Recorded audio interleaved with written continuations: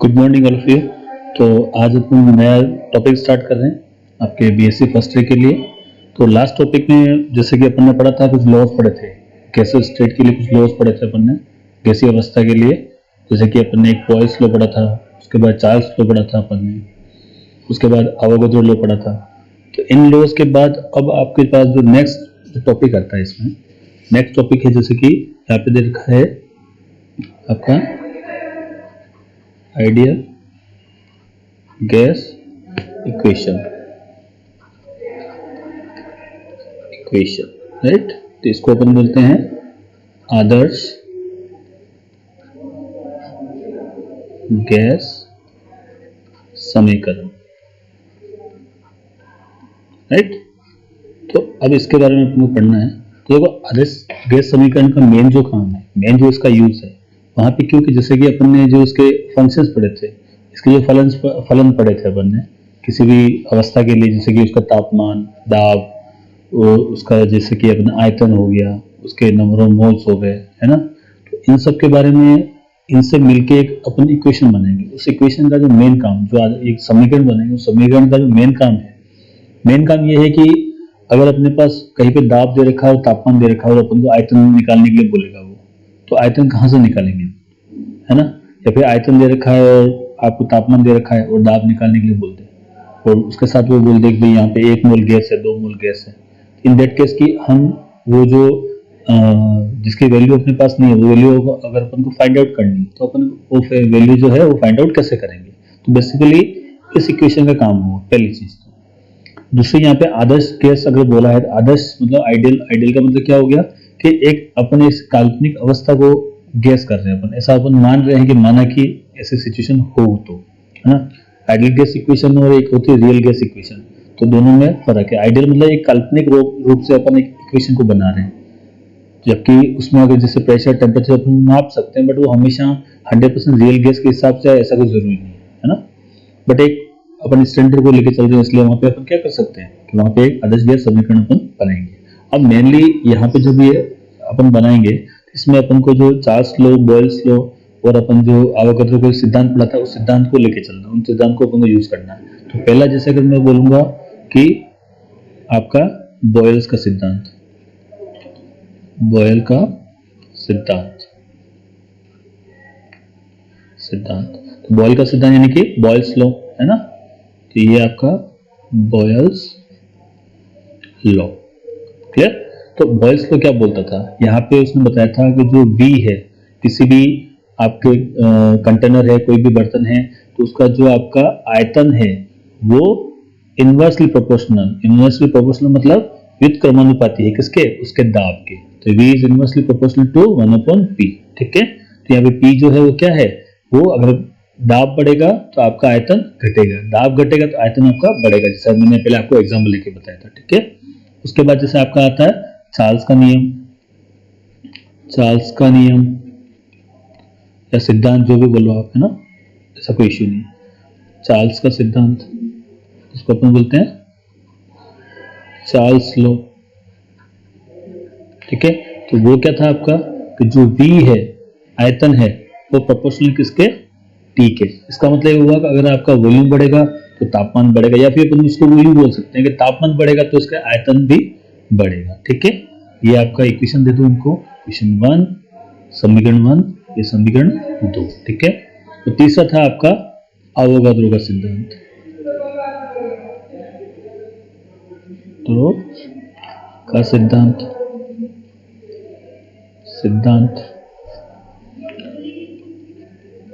Avogadro law, ठीक है।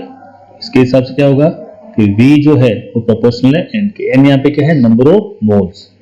तो आपके मोल क्या होता है, किसी भी पदार्थ को अगर अपन नापते हैं, तो जैसे इसको किलो में नापना तो अपन केजी, ग्राम वगैरह कर देंगे।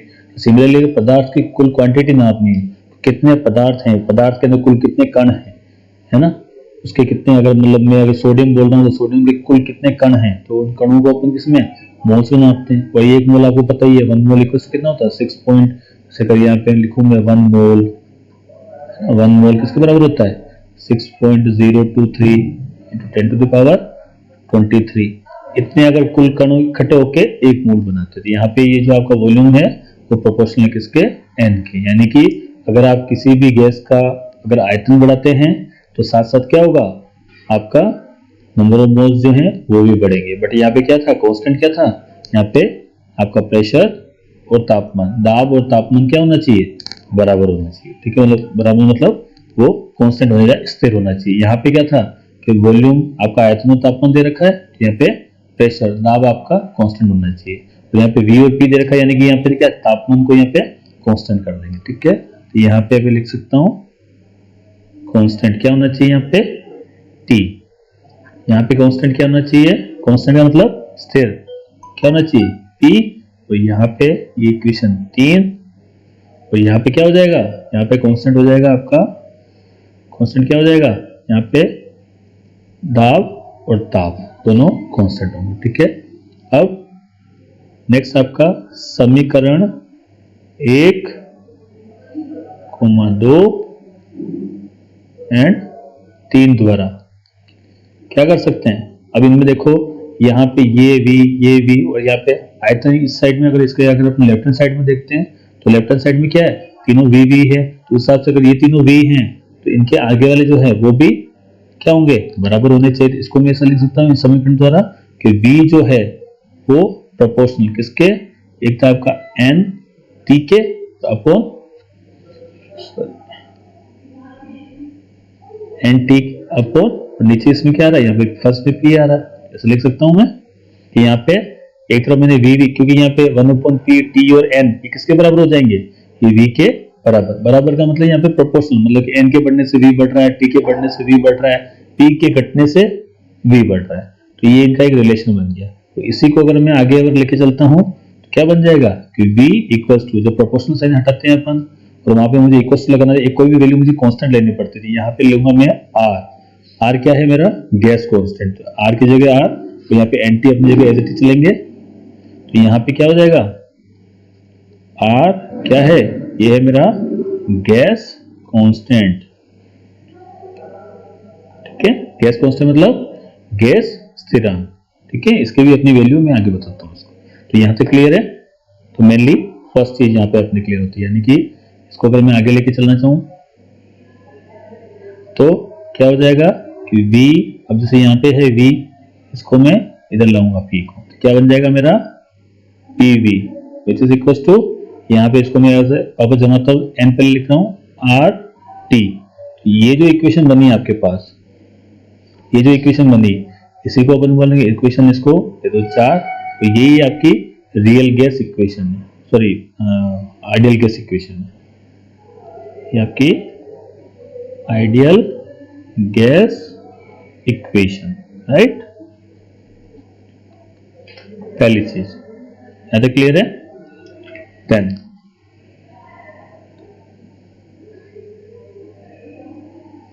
नेक्स्ट देखो, अब यहाँ पे जो मैंने R लिया था, R की जो वैल्यूज होती है वो नॉर्मली अपन जैसे 8.314 के आसपास होती है। ठीक है ना। अब नॉर्मली देखो यहाँ पे क्या है, अपन को पहले ये चीज समझनी है कि यहाँ पे ये जो आपकी वैल्यू जो आती है इसमें प्रेशर जो होती है, दाब होती है, उसके अलग अलग यूनिट्स होती है थोड़ी सी।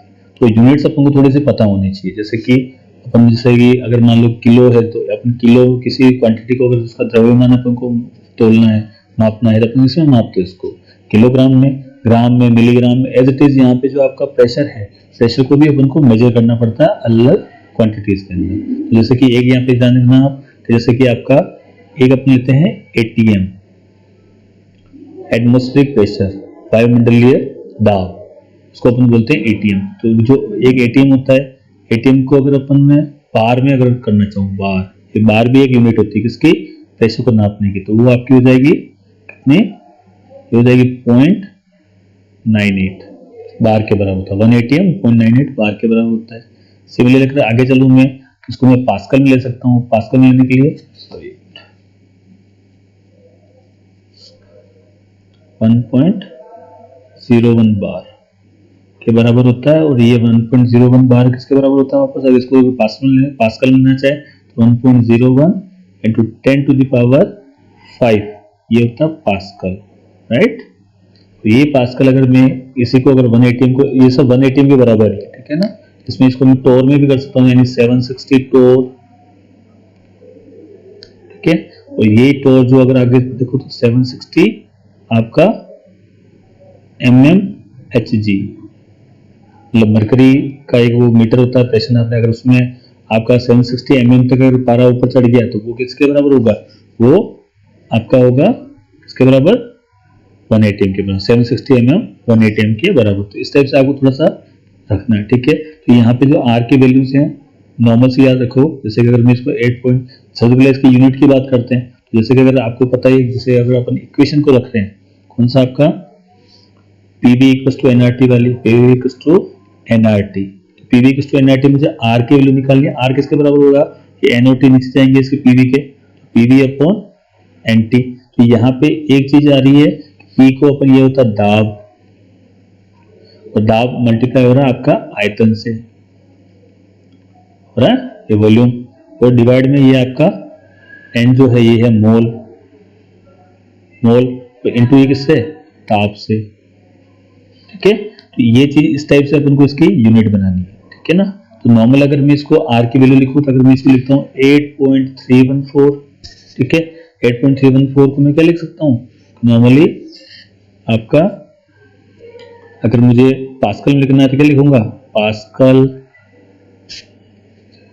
ये आपका आयतन है तो आयतन को मीटर क्यूब में, और उसके बाद टेम्परेचर आपका एब्सोल्यूट जो आपका होता है, टेम्परेचर इसमें केल्विन लेते हैं, लास्ट में आपका मोल तो मोल में जाएगा, यानी कि नीचे के जो आपके आ रहे हैं ये दोनों है मोल और ताप, इसमें कोई इशू नहीं, ये तो आपका केल्विन मोल में आएगा सब जगह, इसको लेकर कोई टेंशन लेने की जरूरत नहीं है ना। नेक्स्ट जैसे कि इसी को अगर मैं लिखूं आपका 8.314, इसको अब मैं देखो, इसको मैं जूल में कन्वर्ट कर रहा हूँ। जूल का मतलब कि यहाँ पे दाब और आयतन दोनों मिलकर क्या बनते हैं, ये बनता है आपका वर्क या फिर ऊर्जा।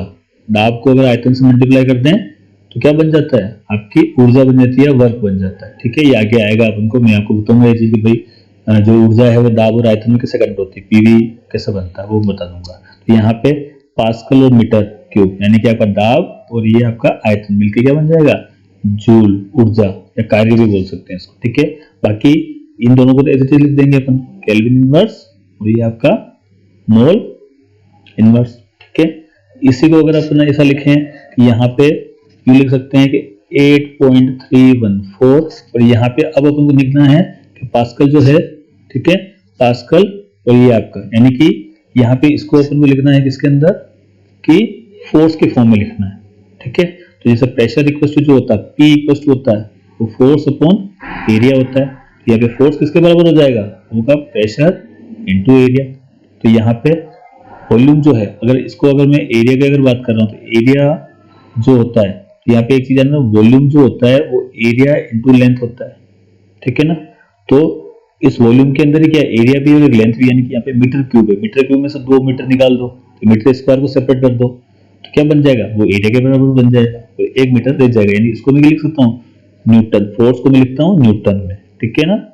और साथ में एक एरिया बच जाएगा आपका, यानी कि एम, एक एम स्क्वायर जब मल्टीप्लाई होगा प्रेशर से, एक एम स्क्वायर, ये आपका एम स्क्वायर, यहाँ पे आएगा एम स्क्वायर, और यहाँ पे ये क्या हो जाएगा, ये हो जाएगा आपका प्रेशर, ये आपका दाब, ठीक है ना, ये पी। तो ये पी और एम स्क्वायर, यानी कि ये पी, ये इसमें से एम स्क्वायर निकाल देते क्या बोलते हैं, न्यूटन बन गया, और 1 मीटर बच गया। बाकी आपका kelvin inverse as it is है, और मोल भी आपका एज इट इज, ठीक है। सिमिलरली इसको अगर मैं क्या लिख सकता हूँ कि 0.0821, ठीक है। तो ये अब इसको मुझे कन्वर्ट करना है लीटर में, लीटर तो ऑलरेडी है वैसे, इसको मुझे एटीएम में कन्वर्ट करना है, एटमॉस्फेरिक प्रेशर, यानी इसको मैं क्या लिख सकता हूँ एटीएम लीटर, लीटर मतलब एम क्यूब क्या वॉल्यूम है, वॉल्यूम किसमें आता है, लीटर में आता है आपका, और साथ में केल्विन इनवर्स, मोल तो अपना एज इट इज आएगा, ठीक है। इसमें आपका एटीएम, ये जो मैंने यहाँ पे लिखा आपका एटीएम, ठीक है। तो 180 अगर एटीएम की फॉर्म लिखा 0.0821, इसकी कैलकुलेशन अगर टोटल अगर अपन एज इट इज इसमें इस इक्वेशन में रखेंगे, प्रेशर को अपन एटीएम रख दिया, वॉल्यूम को लीटर में रख दिया है ना, आपका एज इट इज रखना, मोल की फॉर्म में इसको अपन केल्विन में रखना, तो कुछ वैल्यू ऐसी आएगी, ठीक है। अब इसमें स्टैंडर्ड एनपीटी वगैरह आएगा, मैं आपको आगे बताऊंगा, ठीक है। तो इस टाइप से कुछ वैल्यूज हैं जो आपको याद रखनी है, क्लियर। इसके अलावा 1-2 वैल्यू और आ सकती है अपने पास, कि यहाँ पे जैसे जूल है आपका, ये वाला जूल वाला है, तो एक चीज ध्यान रखना कि यहाँ पे 1 जूल जो होता है वो किसके बराबर होता है, वो 10⁷ अर्ग, ERG, अर्ग के बराबर होता है। तो यहाँ पे अपन क्या कर सकते हैं, इसी को अगर मैं लिखूं 8.314 इंटू 10⁷, तो यहाँ पे जूल की जगह क्या आ जाएगा, अर्ग, और बाकी आपका as it is kelvin inverse, mole inverse. ठीक है, और इसके अलावा तो इसको कैलोरी में भी लिख सकते हैं। तो एक चीज जानना है यहाँ पे कि जो आपका 1 कैलोरी होता है इक्वल टू 4.2 जूल के बराबर होता है। तो इस हिसाब से अगर इस जो जूल की ये जो वैल्यू है, इसको अगर मुझे जूल को कन्वर्ट करना है किसके अंदर, कैलोरी के अंदर, यानी कि 1/4.2 से इसको 4.2 से डिवाइड करना पड़ेगा, तब जाके जूल किस में कन्वर्ट होगा, आपका कैलोरी में कन्वर्ट होगा। तो इस चीज को अगर मैं लिखूं तो ये किसका कितने बराबर हो जाएगा आपका, ये हो जाएगा 1.987 calorie, kelvin inverse, mole inverse. ठीक है, ये काफी आपके ये आर की अलग वैल्यू डिपेंड करता है, आपका जो क्वेश्चन है वो क्वेश्चन किस बिहाफ पे है, क्या पूछा है, उसके हिसाब से आपको इसको करना है। क्लियर है यहाँ तक? ओके,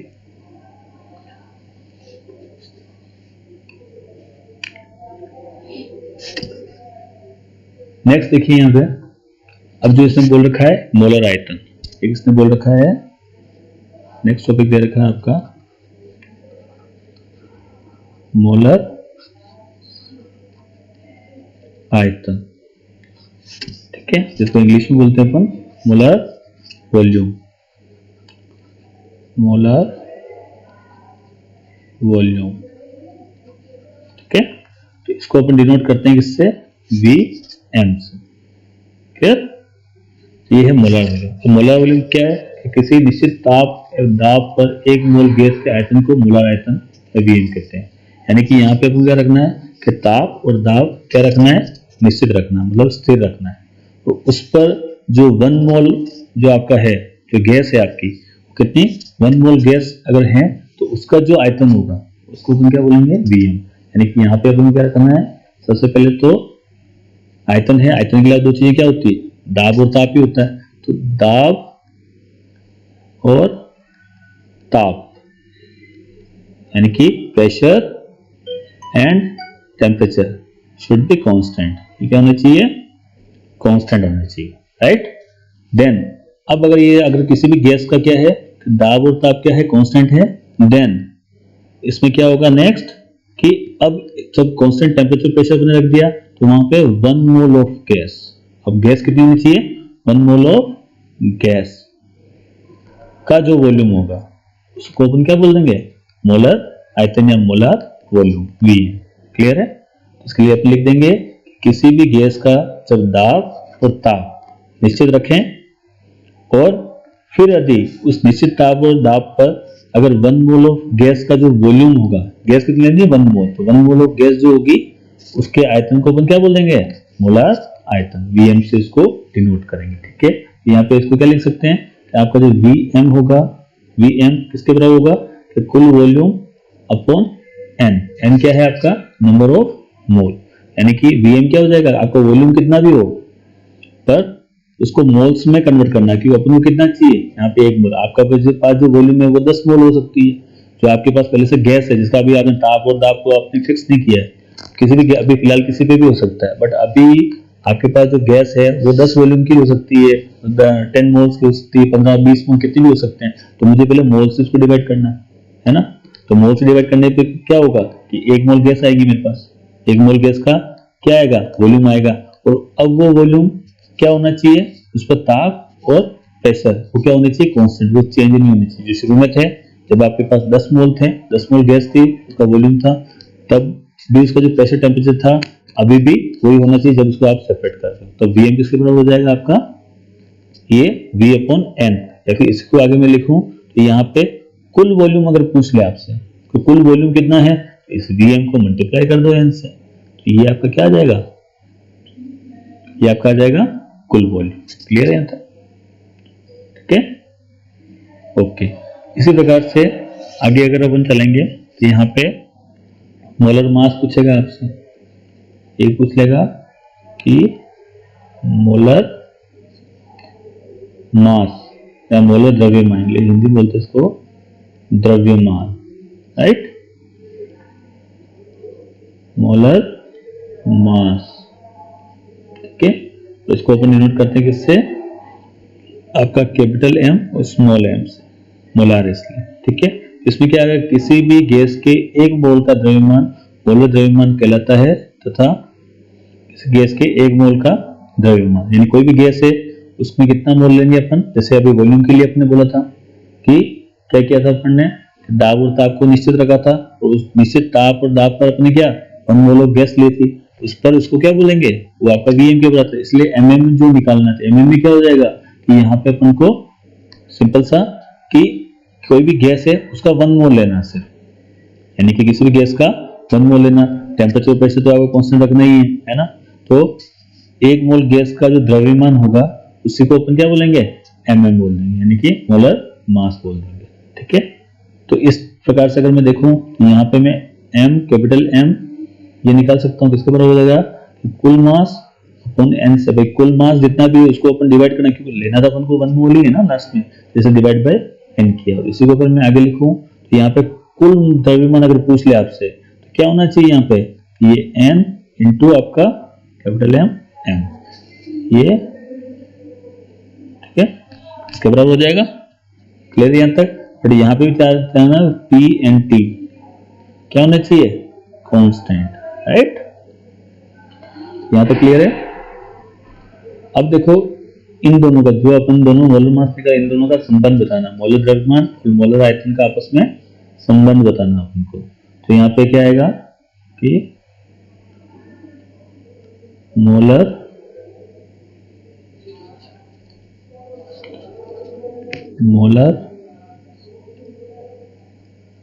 द्रव्यमान व मोलर आयतन में संबंध, ठीक है, मोलर आयतन, मोलर द्रव्यमान, मोलर आयतन में संबंध, यानी कि रिलेशन बिटवीन, शॉर्ट में, बिटवीन को शॉर्ट में लिखा है ना, between the molar mass and molar volume, ठीक है। तो इसको आगे चलेंगे अपन, तो भाई यहाँ पे अपन को सिंपल से एक चीज ध्यान दें, जैसे अपन अगर घनत्व की बात करें, सबसे पहले घनत्व को समझें, घनत्व जिसको इंग्लिश में बोलते हैं अपन डेंसिटी, क्या बोलते हैं, डेंसिटी, डेंसिटी किसके बराबर होती है, ये होती है मास अपॉन वॉल्यूम, ठीक है। सिमिलरली अगर इन दोनों का रिलेशन निकालना है, इसमें कैपिटल एम एम वर्सेस किसके बीच में, वीएम के बीच में, तो यहाँ पे भी डेंसिटी निकलेगी, किसके बराबर होगी, ये आपका एम मास, ये आपका वीएम, मास और वीएम के बीच का रिलेशन। इसको अगर मैं आगे ले जाना चाहूँ तो क्या बन जाएगा कि यहाँ पे वीएम जो है equals to M M upon lambda, ये जो आपका है रो है, इसको अपन बोलते हैं रो, ठीक है, रो साइन का नाम है रो, ये स्पेशली किसके लिए यूज होता है, ये डेंसिटी के लिए यूज होता है, कहीं पे भी जाओगे तो ये डेंसिटी के लिए यूज होगा, ठीक है। तो रो किसके बराबर होगा, एम एम अपॉन वीएम के, और वीएम किसके बराबर होगा वापस, एम एम अपॉन रो के, यानी रो आपकी डेंसिटी है, अगर वॉल्यूम बढ़ता है तो आपकी डेंसिटी घनत्व घटता है, और मास बढ़ने से डेंसिटी बढ़ती है, ये प्रोपोर्शनल इनवर्सली प्रोपोर्शन दोनों चीज, तो मेनली इनका जो रिलेशन है वो क्या है, ये रिलेशन है, ठीक है। यहाँ तक क्लियर है सबका, ओके। आज की क्लास यही है आपकी, इसमें अगर कोई डाउट हो किसी को please let me know, okay, thank you.